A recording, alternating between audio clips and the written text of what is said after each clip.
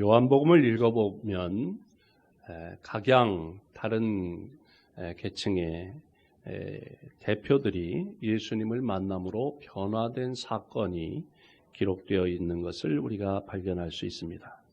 니고데모는 자아 완성을 추구하는 지성인의 대표로, 또 사마리아 여인은 끝없는 갈증으로 방황하는 사람들의 대표로, 이들은 모두 예수님을 만남으로 자신의 모든 문제가 해결되어 인생의 방황을 끝맺을 수 있었습니다.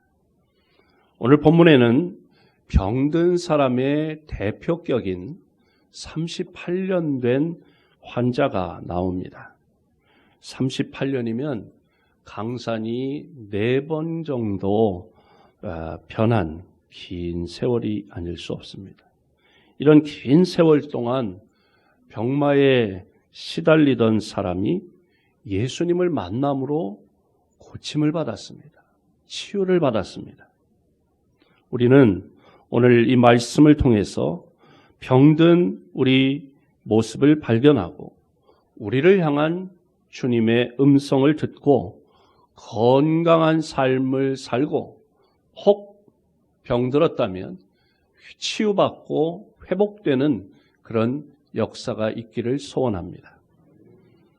1절을 보시면 함께 읽어볼까요? 그 후에 유대인의 명절이 되어 예수께서 예루살렘에 올라가시니라. 아멘. 유대인의 명절에 예수님께서 예루살렘에 올라가셨다 말씀했습니다. 여러분, 명절 하면 어떤 마음이 드세요? 가족이 모이는. 근데 이제 명절 그러면 어린 시절 어린이들이나 이를 보면은 여러분들의 어린 시절을 한번 생각해 보세요. 명절, 설날, 추석 그러면 좋은 날인가요? 나쁜 날인가요? 좋은 날이에요. 기쁜 날, 즐거운 날, 용돈 생기는 날, 맛있는 음식 먹는 날. 아주 좋은 그런 마음이죠. 물론 주부들에게는 명절 증후군 이런 말이 생길 정도로 부담스럽고 또 육체적으로도 힘들고 정신적으로도 신경 쓰이는 그런 때이긴 하지만, 명절 그러면 대부분 기쁘고 즐거운 때입니다. 하지만 명절이 와도 기쁘고 즐거워할 수 없는 그런 사람들이 있습니다. 명절과 아무 관계없이 슬픈 자신의 처지와 운명에 우는 사람들이 있다는 것이죠. 예루살렘에 있는 양문 곁에 히브리 말로 베데스다라고 하는 이름의 연못이 하나 있습니다. 그런데 그 주변에는 행각 5이 있습니다. 그런데 그 행각 안에는 맹인, 다리 저는 사람, 또 혈기 마른 사람 등 각색 병든 사람들이 그 행각에 모여 있는 거예요. 보통 호숫가, 강가 이런 경치 좋은 곳에는 행각이 있다 그러면 관광객들, 유람하는 사람들, 이런 사람들이 모여 있는 것인데, 이 베데스다 연못가에는 행각 5이 있는데 그곳에 다 아픈 사람들만 모여와 있다는 거예요. 베데스다라고 하는 이름의 뜻은 자비의 집, 그런 뜻입니다. 이 베데스다 연못가의 행각 5에 하나님의 자비를 기다리고 있는 사람들이 몰려 있다는 것입니다. 이곳의 분위기는 명절임에도 불구하고 하하 호호 웃음소리가 있는 게 아니고 신음소리, 아파서 탄식하는 소리, 또 원망하는 소리, 세상을 저주하는 그런 소리 등으로 가득했습니다. 절망과 좌절과 무기력이 그들을 지배했고 어두움과 죽음의 그림자가 그곳에 드리워져 있었습니다. 하지만 이들에게도 한 가닥 희망이 있었습니다. 그것은 천사가 가끔 이 베데스다 연못에 내려오면 물이 움직이는데 그 물이 동할 때에 가장 먼저 들어가는 사람은 어떤 병에 걸렸든지 낫게 된다고 하는 전설입니다. 그래서 이들은 이 가느다란 신라 같은 희망 때문에 삶을 지탱해 나갈 수 있었습니다. 하지만 제한된 희망이기 때문에 왜? 천사가 내려와 물이 동할 때 그 연못에 뛰어드는 사람은 다 낫는다. 그러면 얼마나 좋겠어요. 그런데 제한된 희망, 가장 먼저 뛰어든 사람 한 사람만 고침받는다고 하는 어떻게 보면 희망 고문 같아요. 제한된 희망 때문에 그들은 또 다른 문제에 시달려야만 했습니다. 한 명만 낳는다. 그래서 서로 치열하게 경쟁하지 않을 수 없는 것이죠. 이런 베데스다 연못은 우리가 사는 이 땅, 우리 사회의 축소판과 같습니다. 우리가 살아가고 있는 이 삶의 현장도 자세히 살펴보면 조금도 다를 바가 없다고 할 수 있습니다. 우리가 사는 사회는 병든 사회입니다. 사람들은 제각기 한 가지씩 병을 가지고 있습니다. 또 그래서 약을 한두 가지 매일 복용하시는 분들이 많이 있어요. 만나보면 그야말로 머리, 어깨, 무릎발, 머리가 아프고 어깨가 아프고 무릎이 아프고 팔이 아프고 속이 아프고 겉이 아프고 뼈가 아프고 살이 아프고 신경이 아프고 인대가 안 좋고 이렇게 육체적인 질병으로 고통당하는 분들이 참 많아요.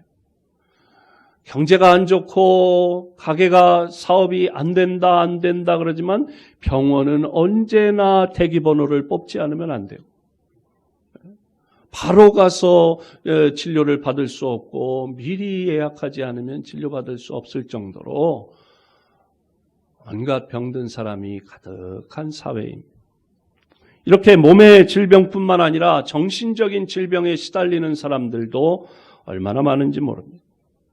또한 죄로 말미암아 영혼의 병을 앓고 있는 사람들, 이렇게 우리가 살고 있는 이 사회는 병든 사회.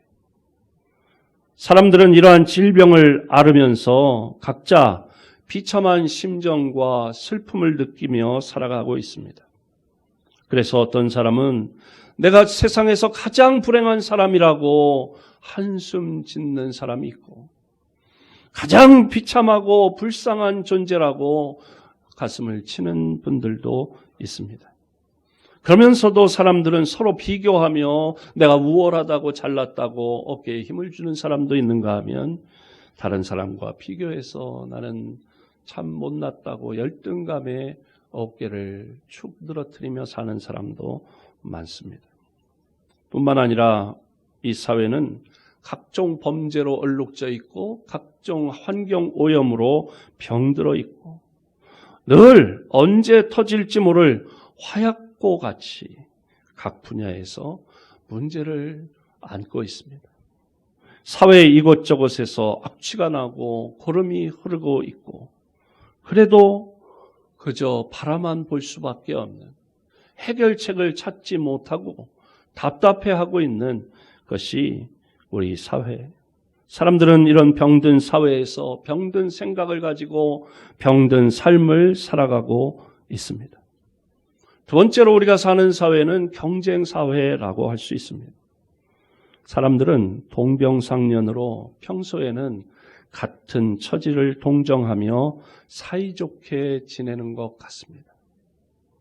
하지만 결정적인 순간에는 자기중심적이 되고 이기적인 그런 상태가 되어서 서로 날카롭게 대립할 수밖에 없는 그런 경우들이 많습니다. 예를 들면 베데스다 연못을 찾아오는 사람이 여러 병든 사람인데, 한 사람은 앞을 보지 못하는 시각장애인이고 한 사람은 다리가 불편한 그런 장애를 가지고 있는 사람이에요. 이 두 사람이 베데스다 연못가의 행각을 가야 되겠는데 서로 핸디캡이 있는 거예요. 그러니까 서로 이 시각장애인이 다리 불편한 사람을 업어주는 거예요. 또 시각장애인은 앞을 못 보니까 업힌 사람이 앞으로 가세요.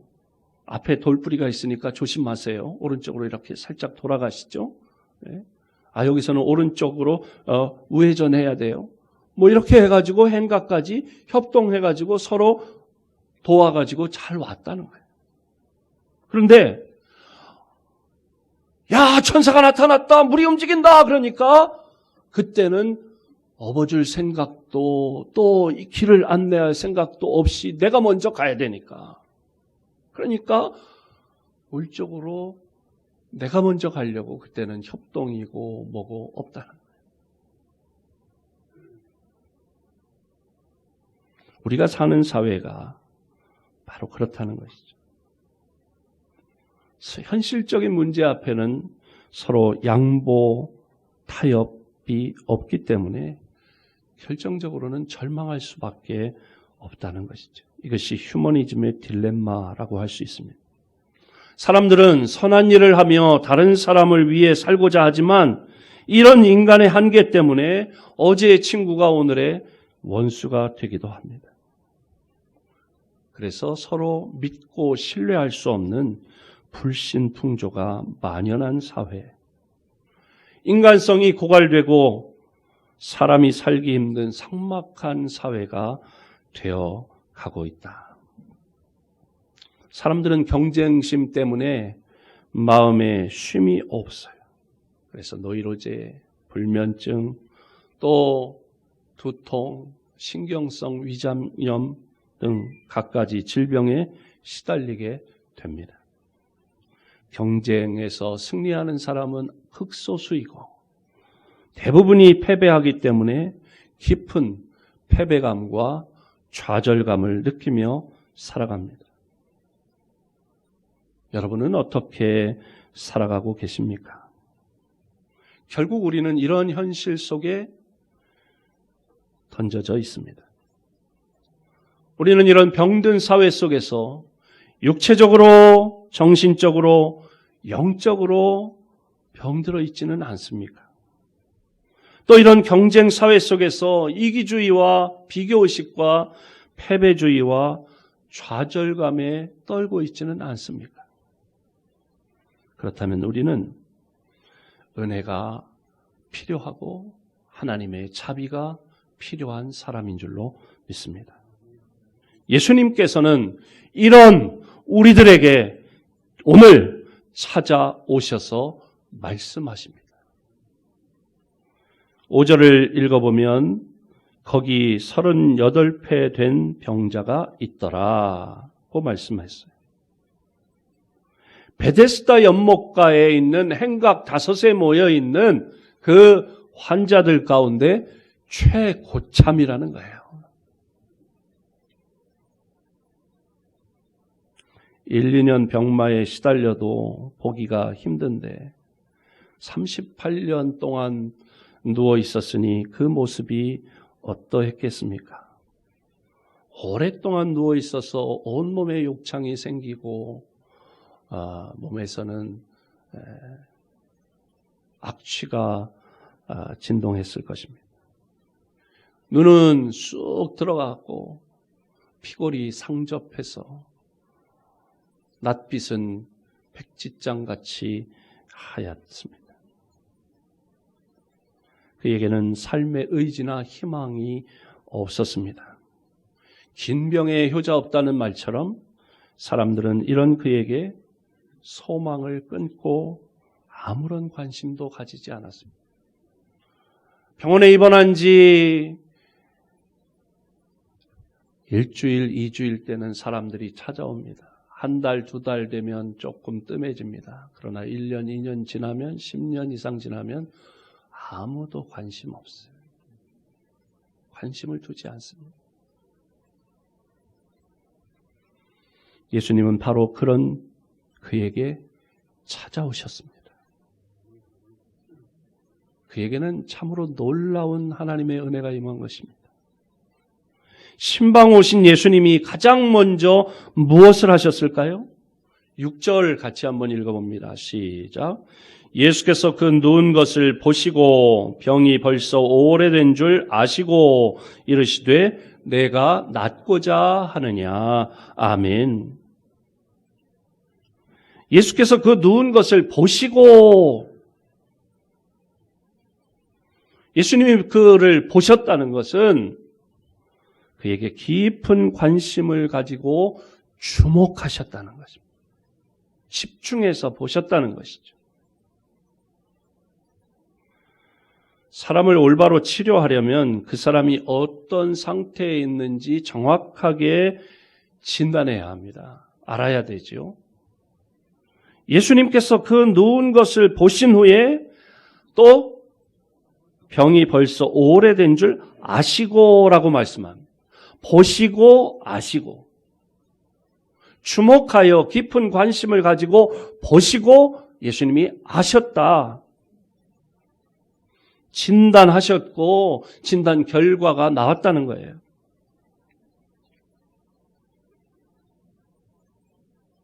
예수님께서 그 누운 것을 보신 후에 그의 병이 벌써 오랜 줄을 아셨다. 그가 자포자기하고 체념 상태에 있음을, 오래 투병 생활함으로 자포자기하고 체념 상태에 있는 것을 아셨다는 거예요. 그리고 그 내면 깊은 고질병을 아셨다는 것입니다. 그리고 그의 인생이 꺼져가는 심지와 같은 것을 아셨다는 것입니다. 주목하여, 그 누운 것을 주목하여 보시고 병이 벌써 오래된 줄 아시고 그리고 말씀하시는 거예요. 내가 낫고자 하느냐?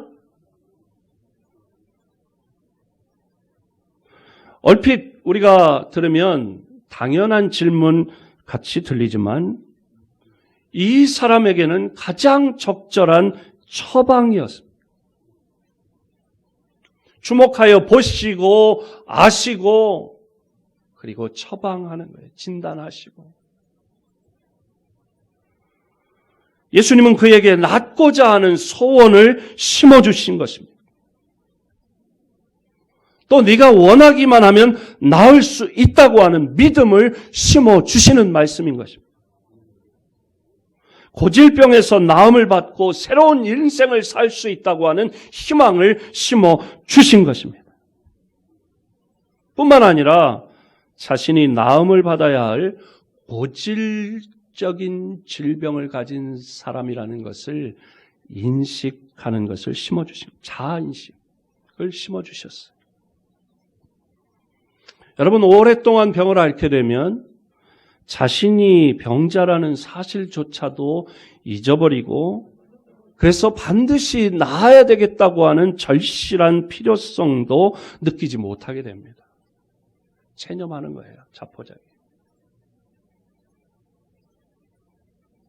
이런 사람에게는 아무리 약을 써도 효과가 없어요. 소용이 없습니다. 이런 고질병을 치료받으려면 내가 병자라고 하는 사실을 깊이 인식하고 낫고자 하는 강한 소망이 있어야 합니다. 이 38년 된 이 병자도 처음에는 병을 고치기 위해서 여러모로 노력했을 것입니다. 좋은 약이 있다 그러면 그 약을 사 먹어보기도 하고 또 좋은 용한 의사 선생님이 있다는 병원을 찾아가기도 하고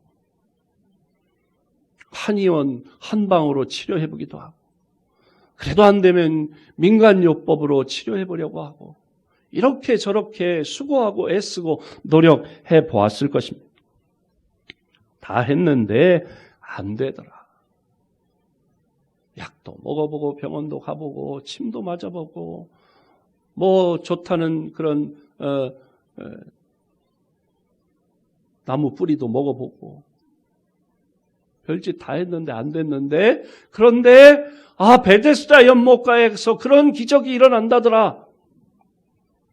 그래서 연못이 잘 보이는 전망 좋은 곳에 자리를 펴놓고 38년 됐으니까 이제 환자로는 고참 아니겠어요. 이제 병원에 가보면 6인실 병실 이런 데 가보면 고참 자리와 신참 자리가 있더라고요.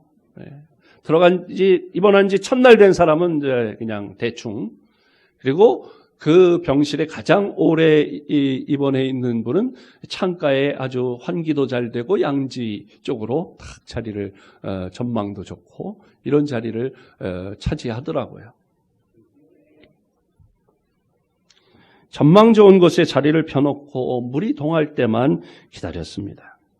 그러나 물이 동할 때마다, 천사가 내려올 때마다 재빠른 사람이 먼저 들어가서 치유를 받았습니다.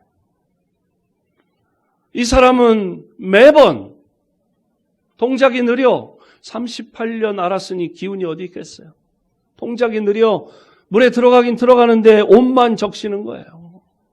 옷만 물로 적시고 그냥 또다시 폐잔병으로 나올 수밖에 없어요.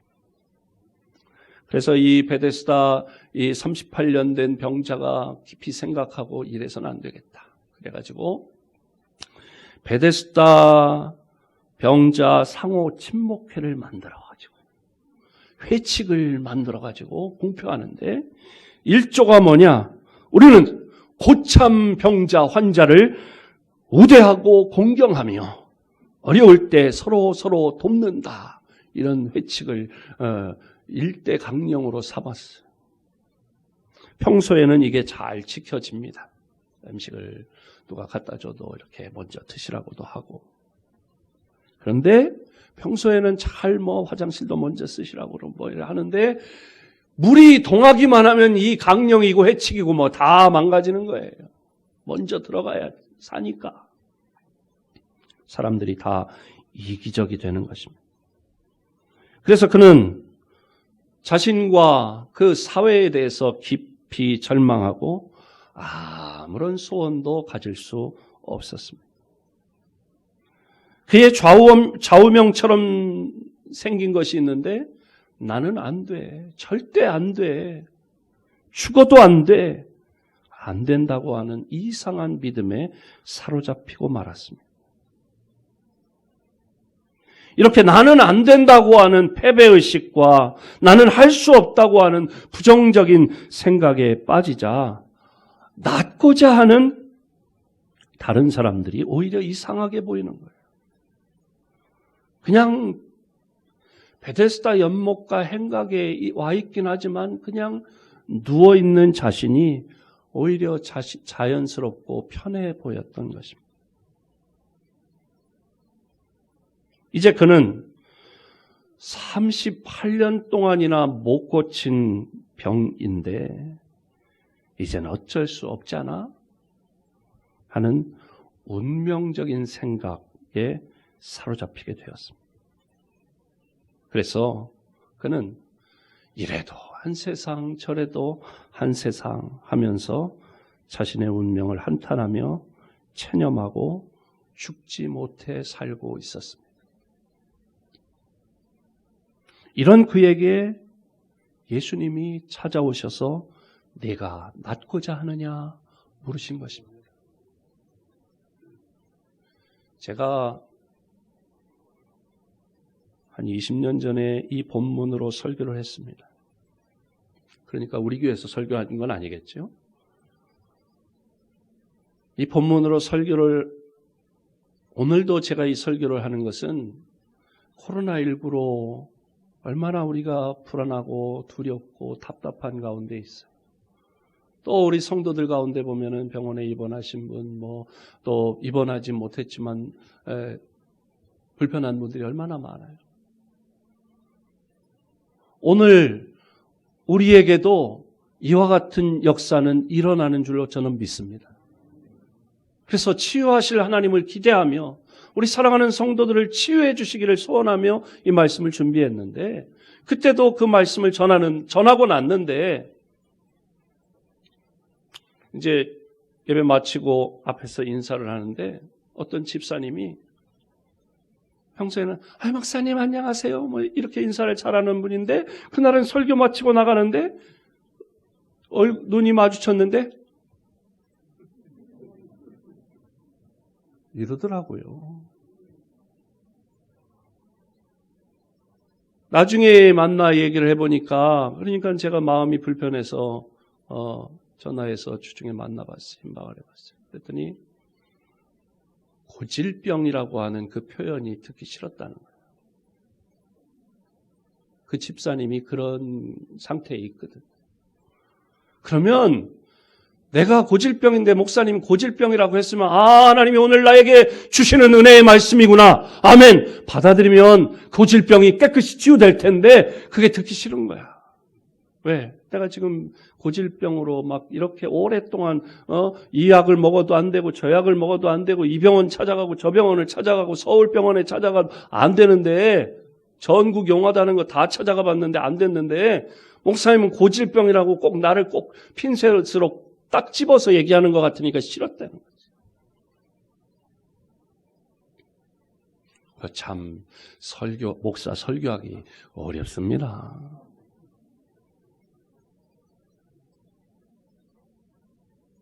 제가 금요일마다 집사님에게 손을 얹고 안수하며 기도합니다. 이 고질병을 치료해달라고. 몸의 고질병이 아니라 마음의 고질병까지 돼버린 거라, 그게.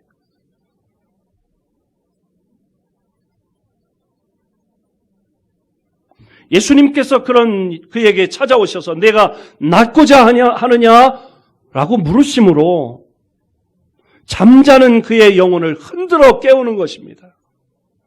체념하고 자포자기하고 포기한 그에게 아니다, 너도 고침받을 수 있다 라고 흔들어, 세상에서는 가망이 없다고 하고 할 수 없다고 포기했어도 아니다, 38년 별짓 다 해봤어도 안 됐지만 너도 나을 수 있다, 지금 주님이 그렇게 말씀하시는 것입니다. 그의 심령에 한 줄기 소망의 빛을 비추어 주시는 것입니다. 모든 사람들이 38년 된 이 병자를 포기했습니다. 배우자도 포기하고 자녀들도 포기하고 주변의 친구들도 포기했습니다. 그런데 결정적으로는 38년 동안 앓고 있는 자기 자신이 낫고자 하는 그것을 던져버린 거예요. 포기했다는 거예요. 그런데 예수님은 모든 사람이, 심지어 자기 자신도 포기한 그를 포기하지 않으셨습니다. 네가 낫고자 하느냐라고 하는 이 말씀은 38년 된 고질병이라고 할지라도 무슨 약으로도 어떤 의사로도 해결할 수 없었을지라도 낫고자 하는 강력한 소원만 있으면 예수님이 고쳐주시겠다고 하는 소망의 음성이었습니다.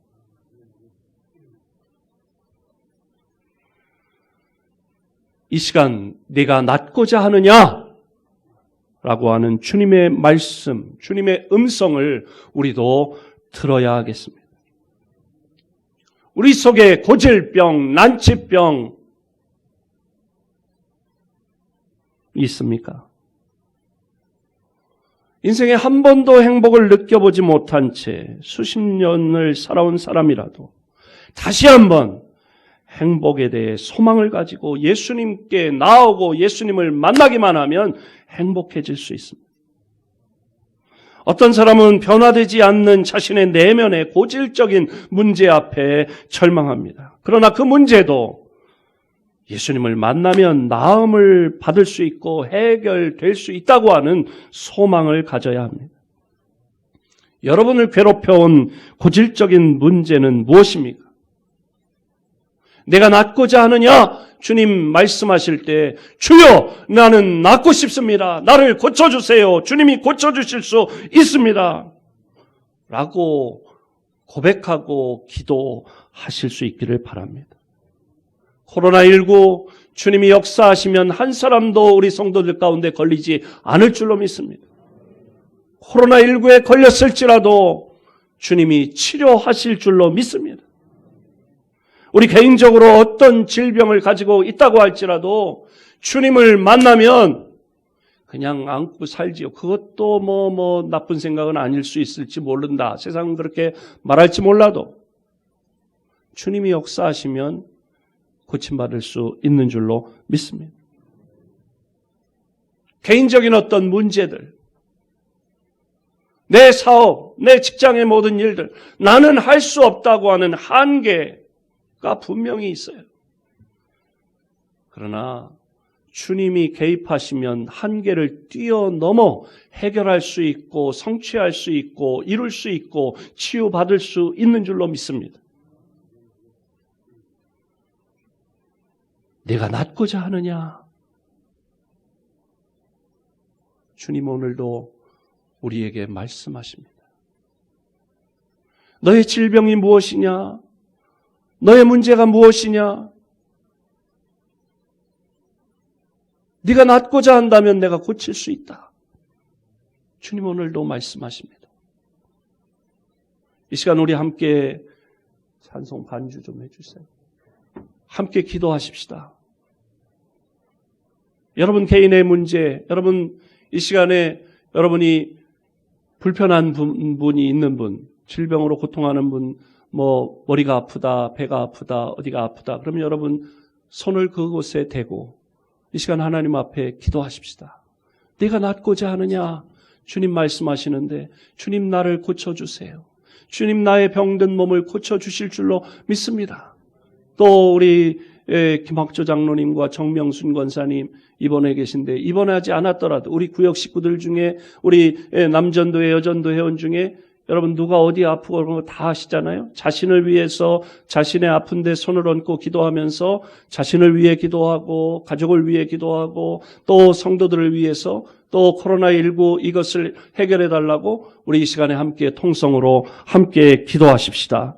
내가 낫고자 하느냐 말씀하시는 주님의 음성을 우리로 듣게 하시니